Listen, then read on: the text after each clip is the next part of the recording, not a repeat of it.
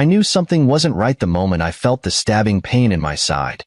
It started as a dull ache earlier in the day, something I brushed off while I handled Grace's breakfast and prepped her for school. But by the afternoon, it became unbearable. I collapsed on the cold kitchen floor, clutching my side, the sharp waves of pain radiating through me. It felt like a knife twisting inside, and as much as I tried to mask it, I knew Grace, my 7-year-old daughter, could see through me. "Daddy, are you okay?"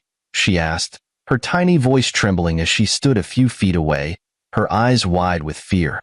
She didn't dare move closer. Perhaps my winces scared her. I tried to reassure her, putting on the strongest voice I could muster, though it barely came out above a whisper. "I'll be okay, Grace. Just a little stomachache." My words were a lie, of course. Whatever this was, it wasn't just a simple stomachache. I was in agony, and the cold sweat beading on my forehead wasn't helping. I needed help. Amelia's footsteps echoed from down the hall. I felt a brief spark of hope. My wife would see me in this state and surely take action. She stepped into the kitchen, her sleek suitcase rolling behind her. She looked ready for her trip with her brother, Daniel, her hair perfectly styled, her expression showing not concern but annoyance. "What are you doing on the floor, Marcus?" she asked, her voice sharp, as if my crumpled form had somehow inconvenienced her. The pain made it hard to speak, but I managed to gasp out, "I think it's appendicitis. It's bad. I need to go to the hospital." Her response was a scoff. "Appendicitis? You're being dramatic. It's probably just indigestion. Why don't you rest for a bit? You'll feel better." I couldn't believe what I was hearing. Did she not see me clutching my side, barely able to breathe through the waves of pain? "Amelia, please. I'm serious. I can't move. Grace is here. I need you." She glanced at her watch, the faintest flicker of impatience crossing her face.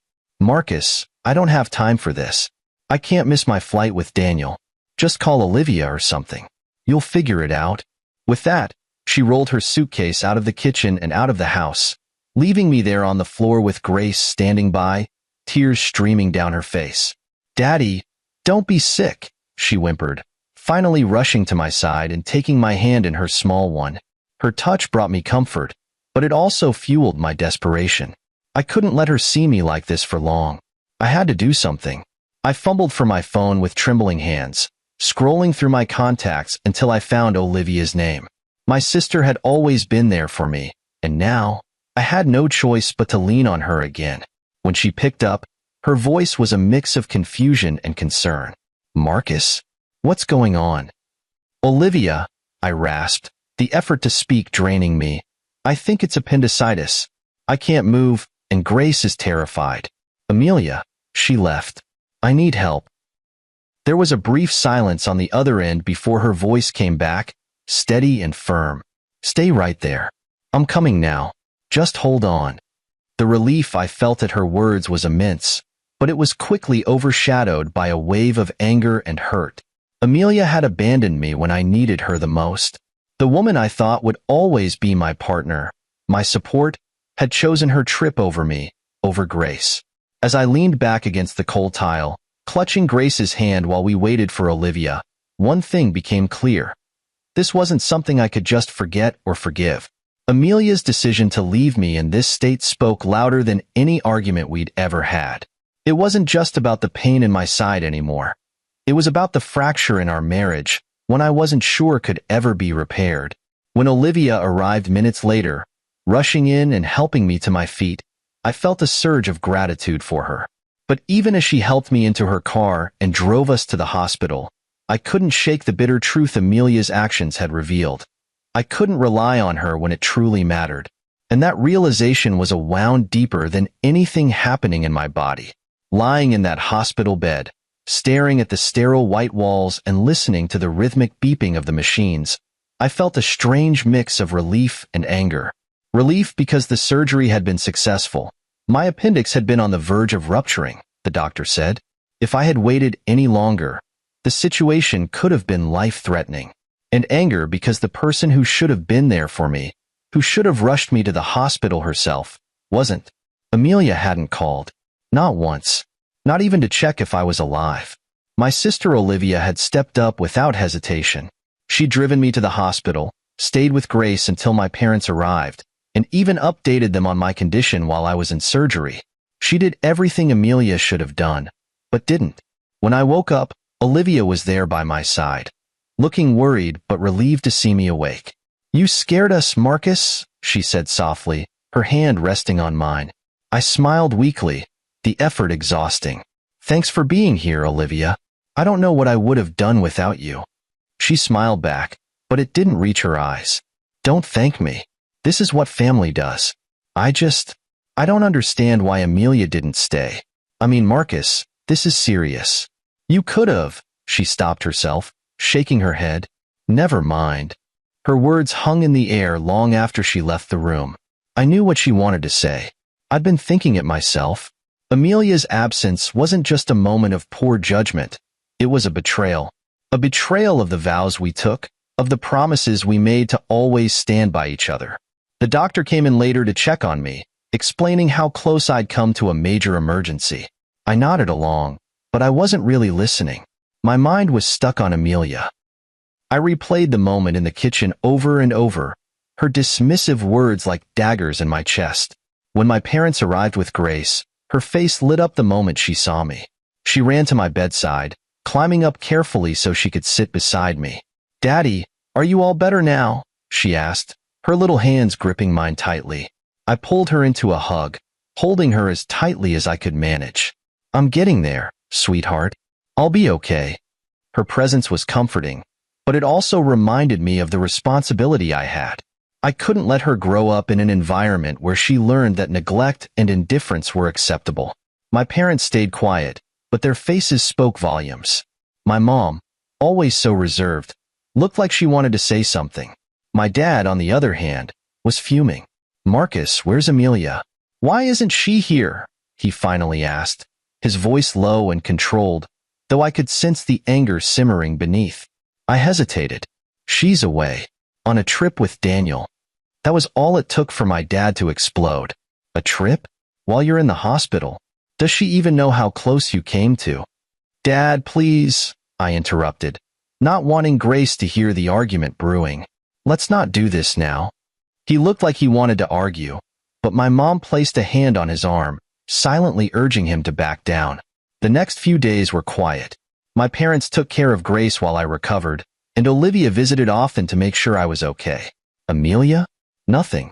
No calls, no texts, not a single sign of concern. I wanted to believe there was some explanation, some reason for her behavior. Maybe she was overwhelmed or didn't understand how serious my condition was. But deep down, I knew the truth. She had made a choice that day, a choice to leave me and Grace behind for her own convenience. By the time I was discharged and back home, the physical pain had dulled, but the emotional wound remained raw. Seeing Grace's face light up when I walked through the door was the only thing that made me smile.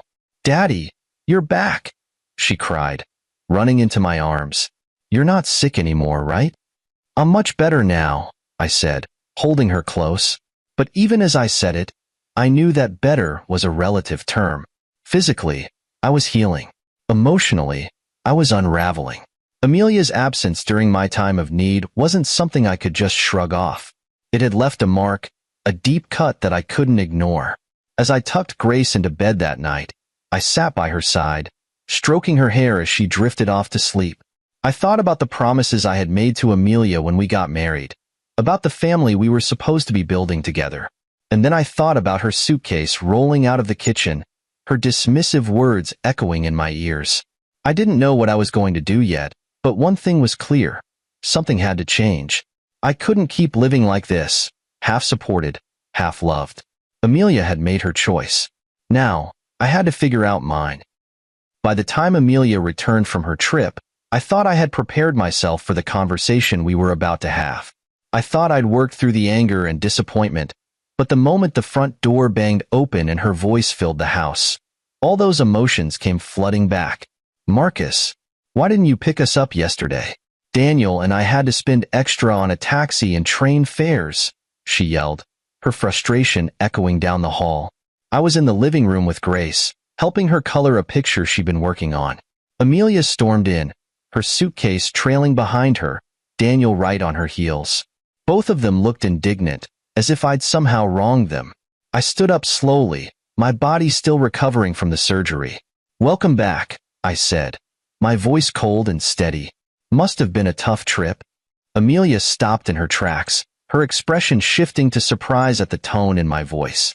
"What's with the attitude?" she demanded. I couldn't hold it back any longer. "Attitude? Amelia, while you were off enjoying your trip, I was in the hospital. I nearly died." My voice was calm, but the anger simmered just below the surface. Her eyes widened slightly, but she quickly recovered, brushing me off with a wave of her hand. "You're fine now, though, right? It couldn't have been that serious." I felt something snap inside me. "Not that serious? My appendix was about to rupture, Amelia. If it weren't for Olivia, I don't even know if I'd still be here." "And where were you?" "On a trip with your brother, acting like I don't even exist." Daniel, usually so smug and confident, shifted uncomfortably. "Hey man, don't bring me into this. I didn't know anything about." I cut him off with a glare. "You didn't know because she didn't care enough to tell you.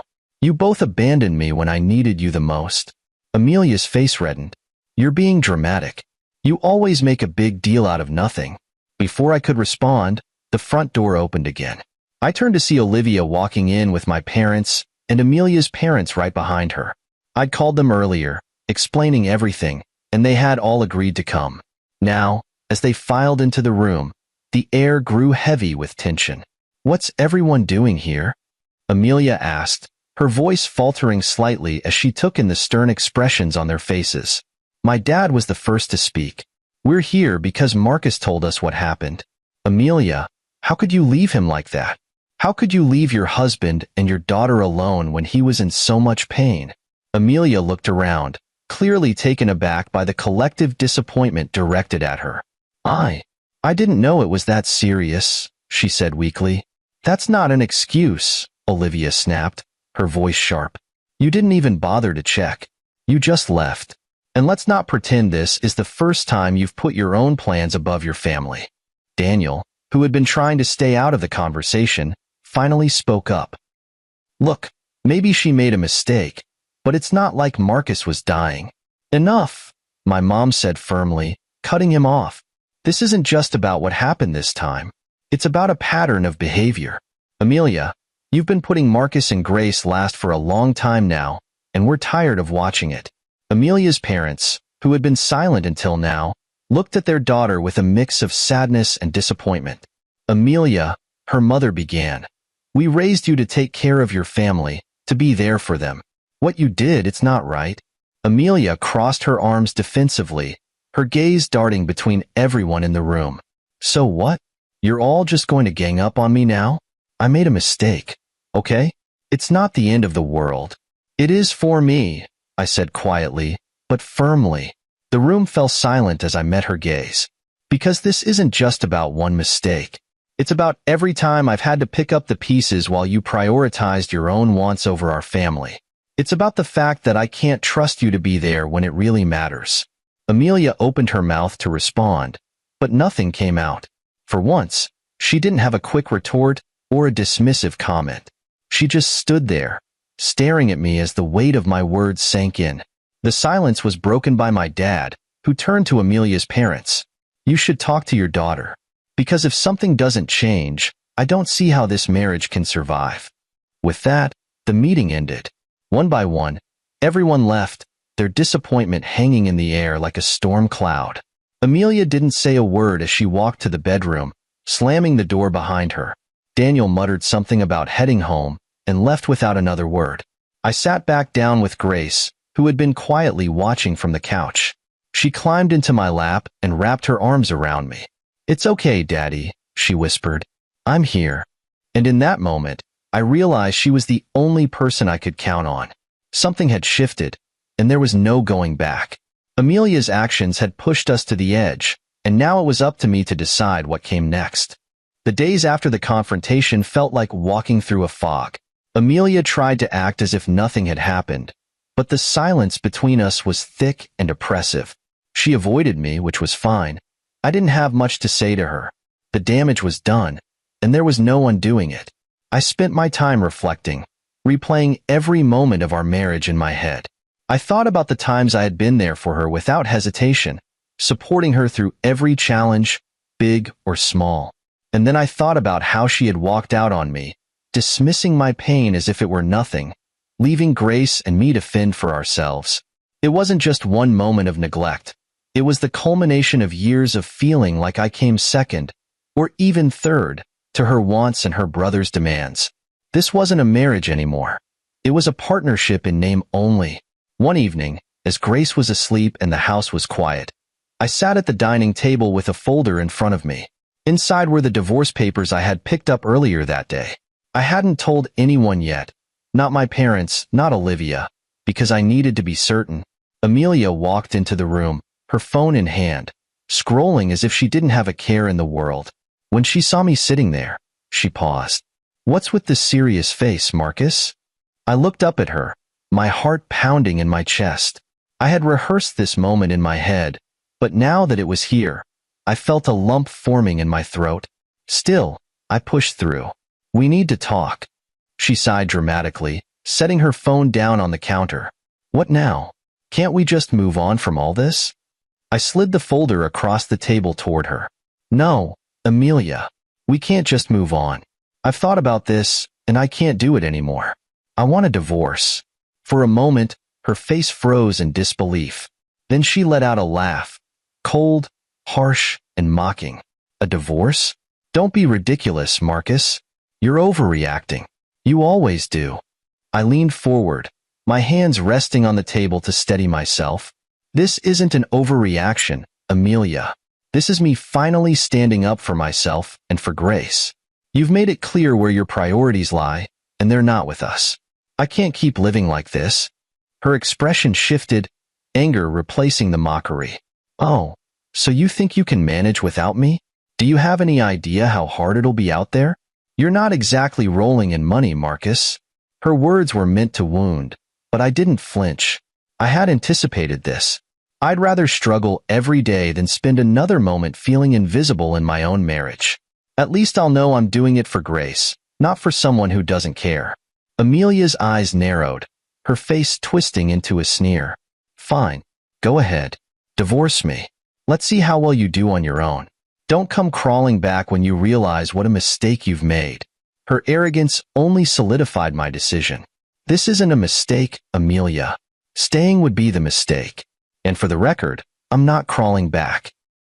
Not now, not ever." She stormed out of the room, slamming the bedroom door behind her.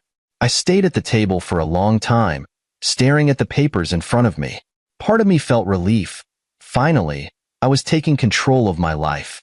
But another part of me felt a deep sadness. This wasn't how I had envisioned my marriage ending, but it was the reality I had to face. The next morning, I filed the paperwork. It wasn't an easy process, but each signature, each document, felt like a step forward. My parents and Olivia were supportive, though I could see the sadness in their eyes. They had hoped for reconciliation, but they also understood why it wasn't possible. Amelia, on the other hand, was livid. She alternated between ignoring me completely and throwing snide comments my way whenever we crossed paths. "You think you're so noble, don't you?" she hissed one evening as I was helping Grace with her homework. I didn't respond. I didn't have to. My actions spoke louder than any argument we could have. For the first time in years, I felt like I was reclaiming my life. It wasn't easy, and there were moments of doubt and fear, but deep down, I knew I was doing the right thing. This wasn't just about me, it was about Grace. She deserved to grow up in a home where love and respect were the foundations, not resentment and neglect. Amelia had made her choice, and now I was making mine. This was the beginning of a new chapter, one where I could finally breathe, finally hope, and finally be the father Grace deserved.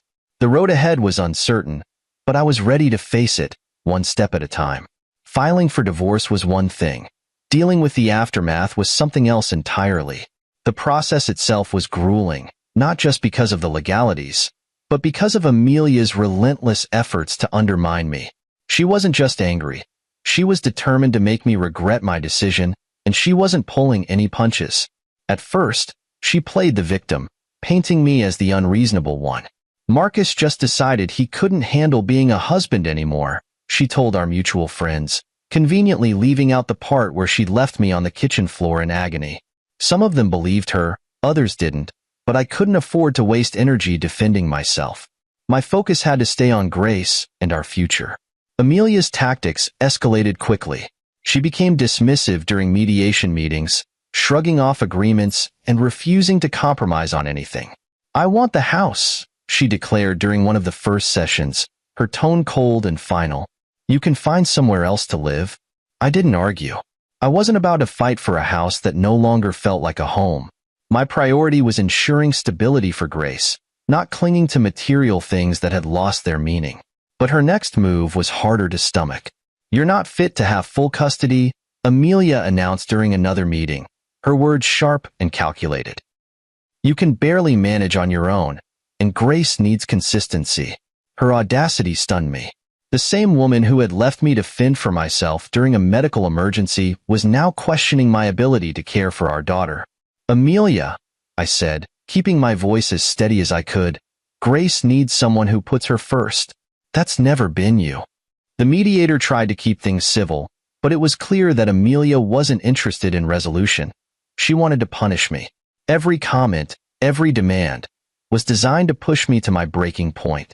But I refused to give her the satisfaction.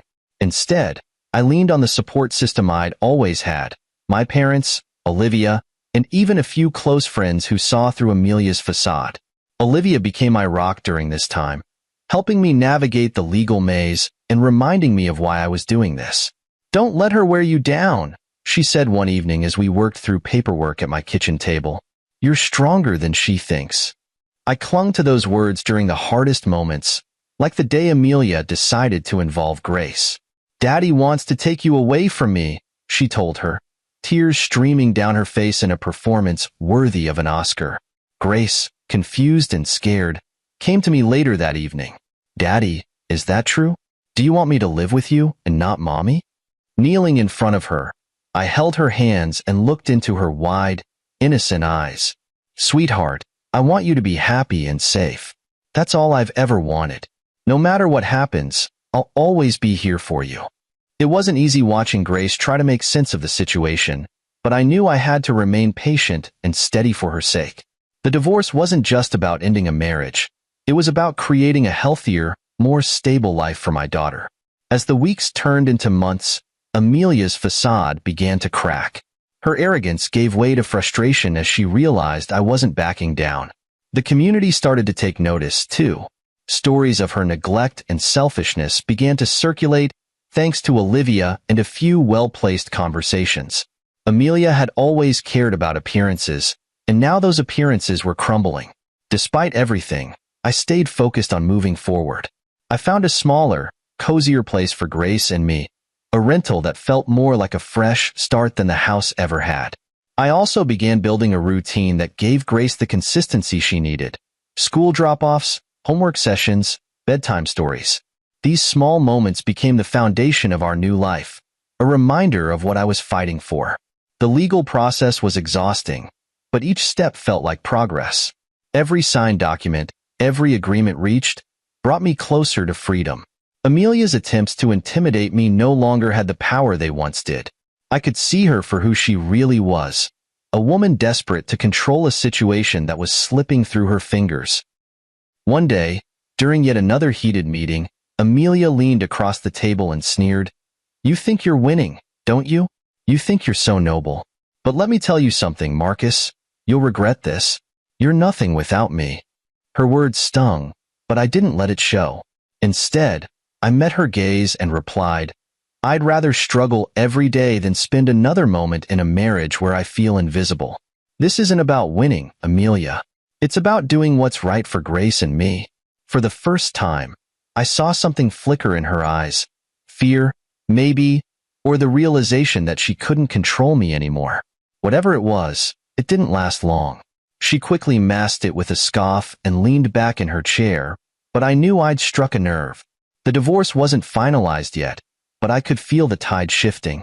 I was no longer the man who lay on the kitchen floor, desperate and powerless. I was reclaiming my life, one hard-fought step at a time. The road ahead was still uncertain, but for the first time in years, I felt like I was walking towards something better. The shift in Amelia's demeanor was subtle at first, small cracks in her confidence that were easy to miss. But as the weeks went by, those cracks widened, revealing the person beneath the polished facade. The community, our friends, and even her workplace were starting to see her for who she truly was, and she didn't like it. Word of our divorce had spread faster than I expected, though I wasn't surprised. People love gossip, and a divorce is always a hot topic. Olivia had been instrumental in setting the record straight whenever Amelia tried to twist the narrative. She didn't sugarcoat anything. She told anyone who asked how Amelia had abandoned me during a medical emergency and prioritized her own trip over her family. At first, Amelia brushed it off, convinced she could charm her way out of the situation. She'd been good at that for years, winning people over with her wit and charisma. But this time, it wasn't working. Her colleagues began to notice her irritability and short temper.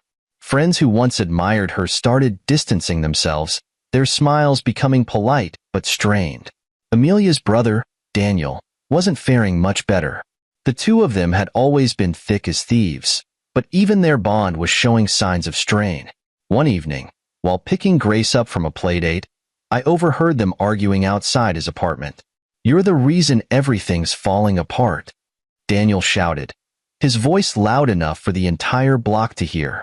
"Oh, don't you dare blame me," Amelia snapped back. "You were there too. Don't act like you're innocent in all this." The sound of their voices rising and falling was oddly satisfying. For years, they'd been a united front, always putting their plans and priorities above mine. Now, they were tearing each other apart. At the same time, Amelia's professional life was unraveling. She'd always been proud of her job, boasting about her achievements and her ability to balance work and family.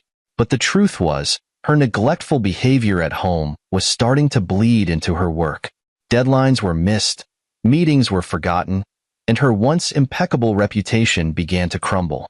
One of her colleagues, who happened to be an old friend of mine, confided in me over coffee one afternoon. "Marcus, I don't know what's going on with Amelia, but she's not the same person she used to be. People are starting to talk. It's not good." I wasn't surprised, but hearing it confirmed felt like vindication. Amelia had built her identity around being successful and admired, but now, that image was falling apart. Meanwhile, I focused on rebuilding my life. Grace and I settled into our new routine, and though it wasn't always easy, there was a sense of peace in our home that hadn't been there in years. Grace seemed happier too, her laughter more frequent, her smiles brighter. One day, while dropping her off at school, I noticed a group of parents whispering nearby. I caught snippets of their conversation. My name, Amelia's name, words like abandoned and divorce. I could feel their eyes on me as I walked Grace to her classroom. It stung, but not as much as I thought it would. Let them talk, I told myself. They didn't know the full story, and even if they did, their opinions didn't matter. What mattered was Grace and the life I was building for us. Amelia, on the other hand, wasn't handling the judgment as well. She'd always cared deeply about what people thought of her, and now, she couldn't escape the whispers and side glances. Her once loyal friends were avoiding her, and even her parents seemed distant. One evening, while Grace was at Olivia's house, I drove past Amelia's place and saw her and Daniel arguing again, this time in the driveway. Their voices were muffled, but their body language said it all: accusations, frustration, blame.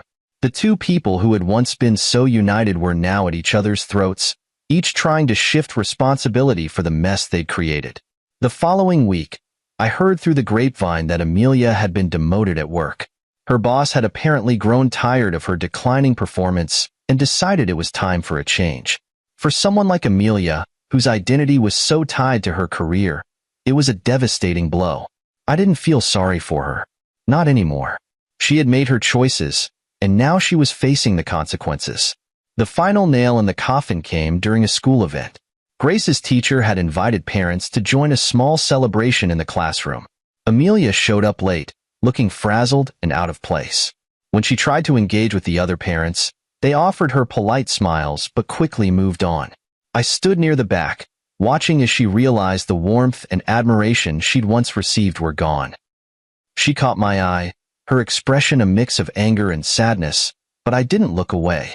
I wanted her to see that I wasn't the same man she had dismissed and belittled. As Grace and I walked out together, she hugged my leg and looked up at me.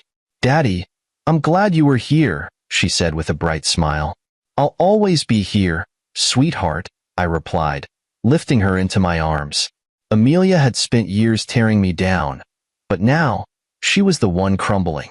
And though I wasn't one to celebrate someone's downfall, I couldn't deny the sense of justice in seeing her finally face the consequences of her actions.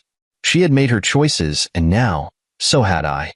The first morning in our new place felt surreal. The house was smaller, cozier, but it already felt more like a home than the one I'd left behind. Grace was still asleep, curled up in her new bed, while I stood in the kitchen, sipping coffee and looking around. The silence was different here, not oppressive like before, but peaceful. It was the sound of a fresh start. Rebuilding my life after the divorce wasn't easy. I had to let go of the anger, the resentment, and the frustration that had built up over the years. I had to focus on what mattered most, Grace. She was my anchor, the one constant in all this chaos, and I was determined to give her the stability she deserved. The first big step was finding a job. I'd been out of the workforce for years, relying on Amelia's income while I focused on raising Grace. Now, I had to step up. My resume wasn't exactly impressive. It had gaps that couldn't be ignored, but I was willing to work hard and prove myself. After weeks of searching and countless interviews, I landed a position at a small accounting firm.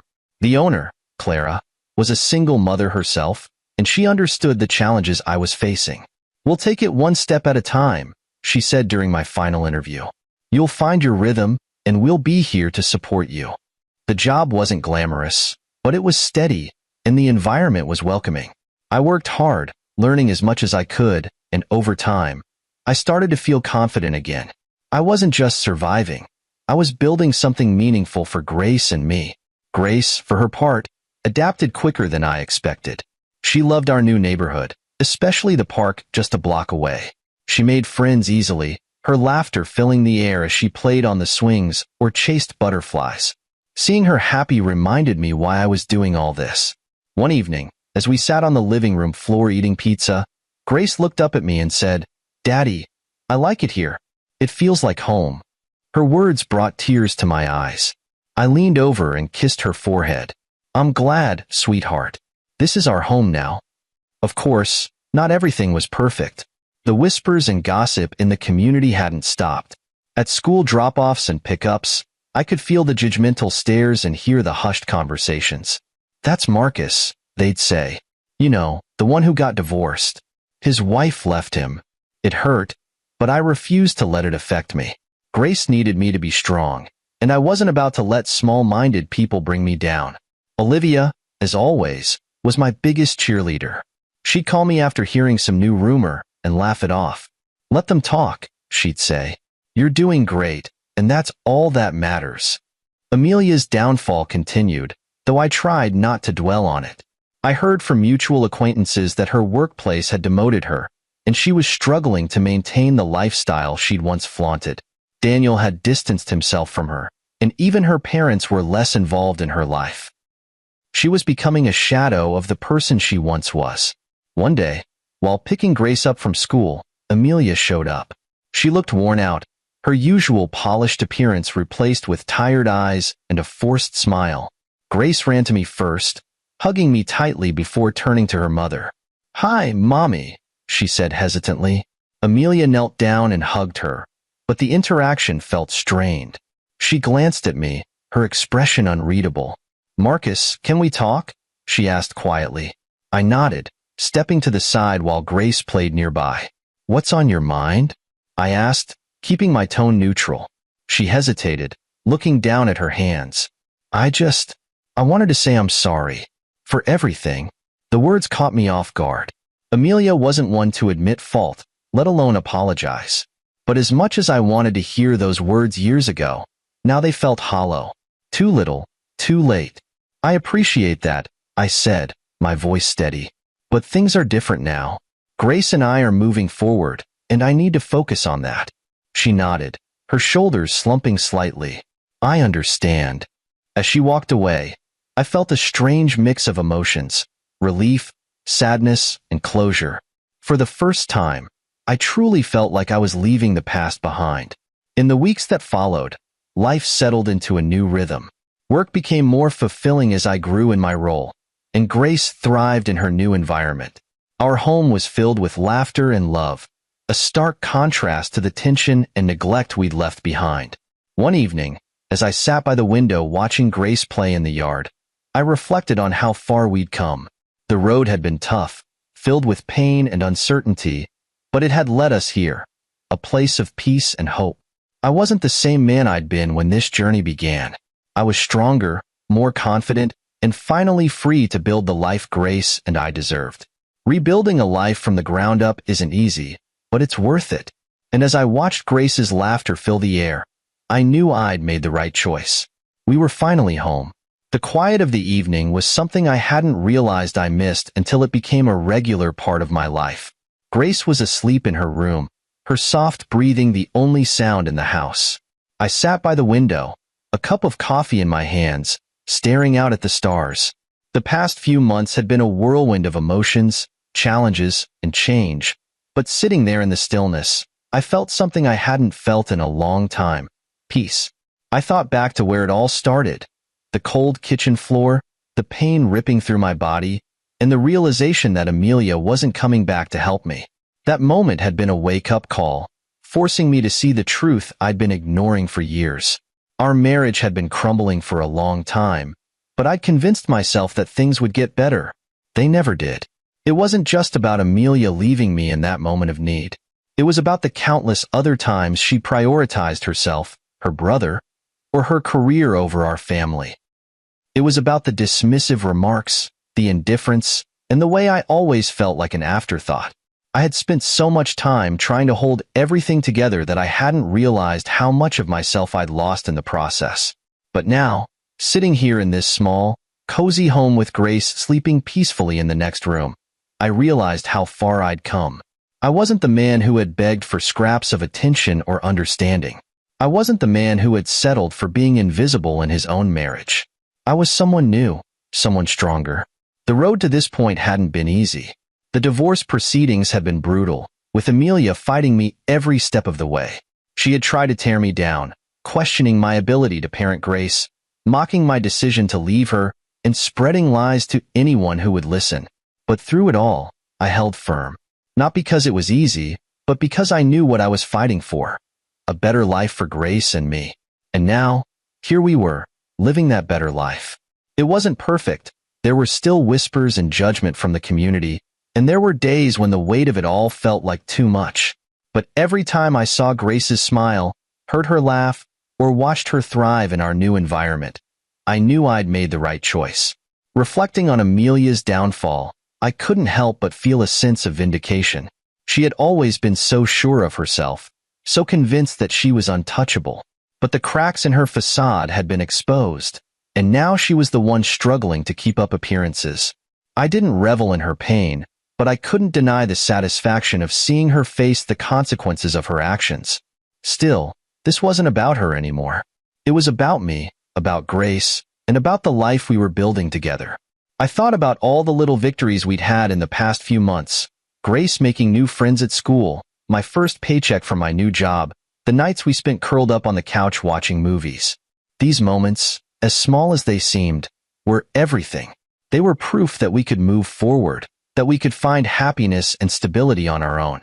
As I sat there, I felt a wave of gratitude wash over me.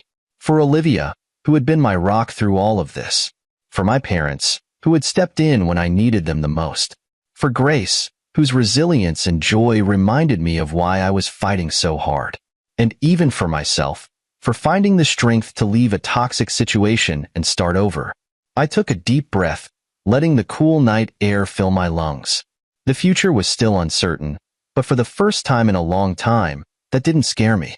If I could survive everything I'd been through, Amelia's betrayal, the grueling divorce, the whispers and judgment, I could handle whatever came next. The sound of Grace stirring in her room pulled me out of my thoughts. I set my coffee cup down and walked to her door, peeking inside. She was still asleep, her face peaceful and her tiny hand clutching the edge of her blanket. I smiled, my heart swelling with love and determination. This was what mattered. Not the past, not the whispers, not Amelia's attempts to tear me down. Grace was my priority, and everything I did from here on out would be for her. She deserved a father who was present, loving, and strong. And I was determined to be that father. As I turned off the light and closed her door, I felt a sense of closure. The chapter with Amelia was over, and a new one was beginning. It was a chapter one would write on my own terms, filled with hope, love, and resilience. The road ahead might still have challenges, but I was ready to face them. For the first time in years, I felt like I was in control of my own story. And this time, I was determined to make it a good one. It started with a knock at the door late one afternoon. I wasn't expecting anyone, and Grace was at Olivia's house for the weekend, giving me a rare moment of peace. I opened the door, and there she was, Amelia. For a moment, I was stunned. She looked nothing like the woman I had once married. Her usual confident demeanor was gone, replaced by slumped shoulders and tired eyes. "Marcus," she began, her voice quieter than I had ever heard it. "Can we talk?" I hesitated, unsure of what to do. Part of me wanted to close the door in her face and be done with it, but another part of me, the part that once loved her, wanted to hear her out. Against my better judgment, I stepped aside and let her in. Amelia walked into the living room, glancing around as if seeing it for the first time. The simplicity of the space seemed to throw her off, but I didn't offer any explanation. I stayed standing, waiting for her to speak. She finally turned to face me, her hands clasped tightly in front of her. "I've been thinking a lot about everything that's happened," she started, her voice trembling slightly, "and I realized I owe you an apology. For everything." I crossed my arms, keeping my expression neutral. "What exactly are you apologizing for, Amelia?" She swallowed hard, looking down at the floor. "For abandoning you when you needed me. For not being the wife or partner you deserved. For putting my own needs first. I was selfish, Marcus, and I see that now." Her words hung in the air, but they didn't have the impact she probably thought they would. Months ago, I might have clung to them, desperate for her to finally acknowledge the pain she caused. But now, they felt hollow. Too late, too rehearsed. "Why now?" I asked, my tone steady. "Why are you apologizing now, Amelia? Because you've truly changed? Or because you've realized the life you built is falling apart?" She flinched, my words clearly hitting their mark. "It's not like that," she said quickly, but the hesitation in her voice betrayed her. I miss us. I miss what we had." I shook my head, letting out a bitter laugh. "What we had? Amelia, we haven't had anything real in years. You made sure of that every time you dismissed me, every time you put yourself and Daniel above Grace and me." She took a step closer, her eyes pleading. "I know I messed up, Marcus, but I want to make things right. For Grace. For us." I could feel my anger rising, but I forced myself to stay calm. "Make things right?" I repeated. "Amelia, you can't just walk back into my life and expect everything to go back to the way it was. You didn't just mess up, you broke something. And I've spent the last few months picking up the pieces and building something better for Grace and me." Tears filled her eyes, but I didn't feel the sympathy I once would have. "I know I don't deserve forgiveness," she said, her voice cracking, "but I'm asking for another chance. Please, Marcus." For a moment, I considered her words, not because I wanted to take her back, but because I wanted to be sure of my decision. This was a woman I had once loved, the mother of my child. But as I stood there, staring at her tear-streaked face, I realized that whatever love I had for her was gone. It had been replaced by something stronger, self-respect. "I'm sorry, Amelia," I said, my voice firm but not unkind. "But I've moved on. Grace and I have found a life that works for us, and I'm not willing to jeopardize that. You made your choices, and now I'm making mine." Her shoulders sagged, and for the first time, she seemed to accept that she wasn't going to get the response she wanted. "I understand," she whispered, wiping at her eyes. I'm sorry, Marcus. For everything. Thank you, I said simply. I hope you can find peace with yourself, Amelia. But this is the end of the road for us. She nodded slowly, her gaze lingering on me for a moment before she turned and walked out the door. I closed it behind her, leaning against it for a moment as I took a deep breath. The emotions were there.